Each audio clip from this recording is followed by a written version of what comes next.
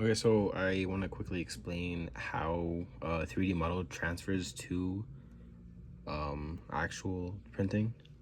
So this is just a simple model that I made for a claw machine thing that I was making for my little sister. So basically, this is just a basic model. This is on Onshape. So we take this file and also this joystick that I also made. So we take these files and we download them in what's called an STL file.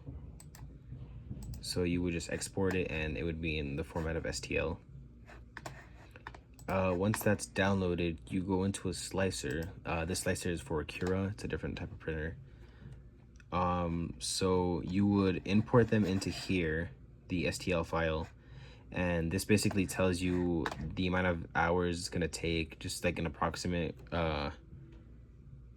estimate of how much filament it's going to take.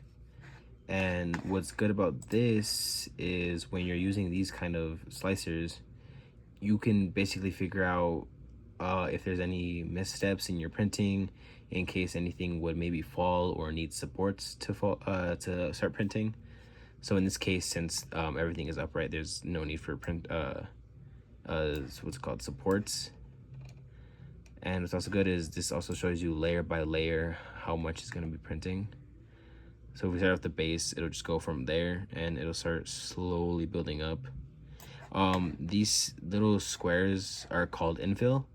So when printing, let's say if you want a more sturdier, harder print, then you would print more infill, so it gives it more sturdiness. The less it has, it's a little more softer. Well, not softer in the sense of it'll be really manageable. It's just it's more fragile, basically. So then it'll just print layer by layer and it'll start going up.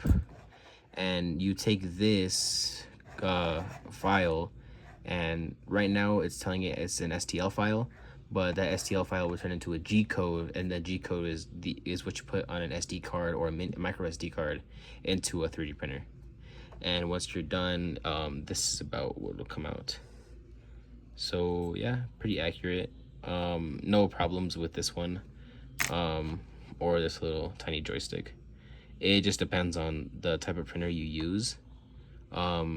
Some, if you don't have it very much fine-tuned, it could affect the print. But yeah, that's basically how a slicer works.